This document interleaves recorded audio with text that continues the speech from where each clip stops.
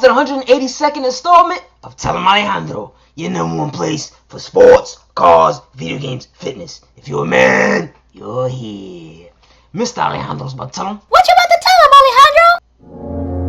Two goons in the NBA playoffs got it popping, and somebody got ejected. Afuera! Plus, Tony Parker for the San Antonio Spurs got injured. Only do famous. I cover these tough topics in the Tell 'em Song. Tell him, Alejandro!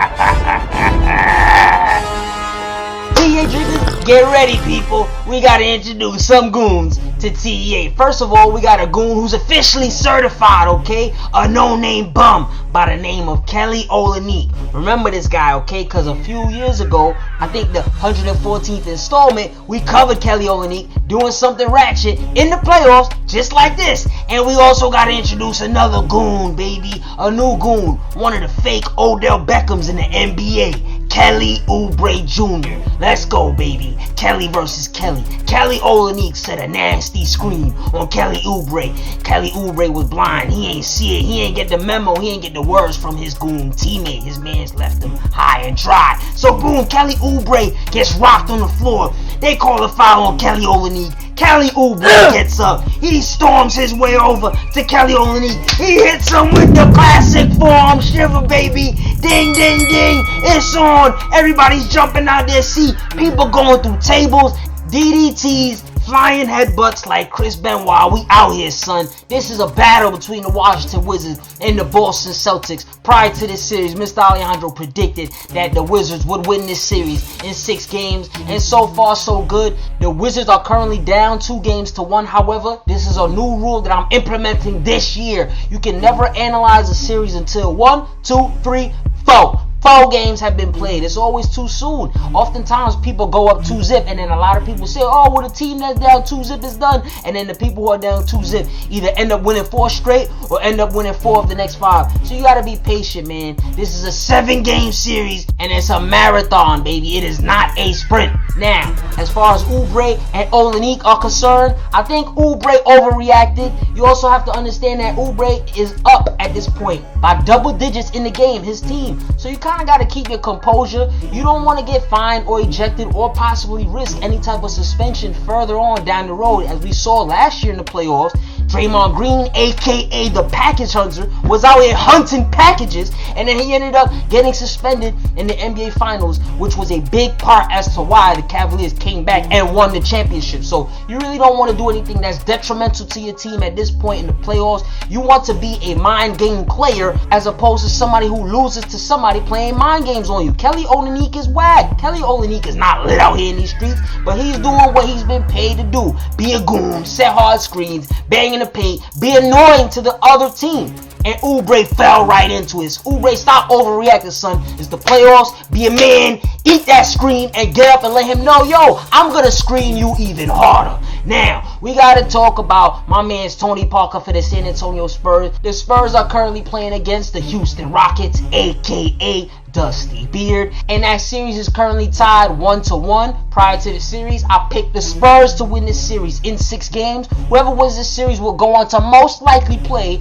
the Golden State Warriors. They're currently in a series with the Utah Jazz. I picked the Warriors to sweep, so it's safe to say the Warriors will win that series. They're currently up 2-0. Now, with this Parker injury, I think it definitely is a significant blow to the San Antonio Spurs. I feel like TP was a player that the Spurs needed going against the Houston Rockets. The Houston Rockets play a fast, up-tempo game, space and pace, mad 3-point shooting, okay? And Parker is somebody who could slice and dice and cut to the middle of the core of the defense. He drives so ferociously, so hard. When I saw him get injured, it really did hurt me. It pained me. A lot of cats, they're not familiar with TP from back in the day. He used to go at Kobe crazy and lace Kobe up. Tony Parker is the real deal, like Holyfield. He may not recover permanently down the road. Like, this could be the end of Parker's career. He's a geezer at this point. He was balling, however, in the playoffs. Unlike how he did in the regular season. He was whacking the regular season. But that's fine, because you don't really need him in the regular season. season. You need him and want him if you're a Spurs fan in the playoffs. So to see him go down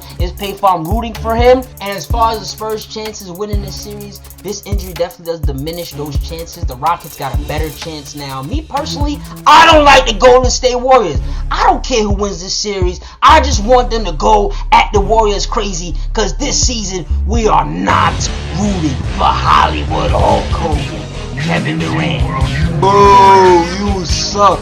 We rocking out with the Energizer Bunny, Team West Breezy, all day, every day, baby. Hopefully TP could return next year and make some noise, because back in the day I would clown the Spurs, say they were old geezers, all this, that, and the third, when they were going against OKC, but the Spurs showed me, man, they play a style of basketball that is very contagious. I love their ball movement. I love how they play as a team. And personally, by the way, Spurs fans, if y'all really want to get back in the series, Gregg Popovich, head coach, I would love to see more of Jonathon Simmons. I feel like he's a goon, and he is undrafted, and he is from the D-League, and he is not trying to go back. So he will chase down your layups and pin it on the glass. He's not playing. And I need to see more of Dewayne Dedmon. In Game 1, the Rockets blew the Spurs out, but Dewayne Dedmon was a goon. He came out here in the third quarter and put the work in. I like that. I like guys who go hard. I like guys who give effort. I don't want the best players. They got egos. I want guys who's going to put it all on the court. Dewayne Dedmon is one of those guys.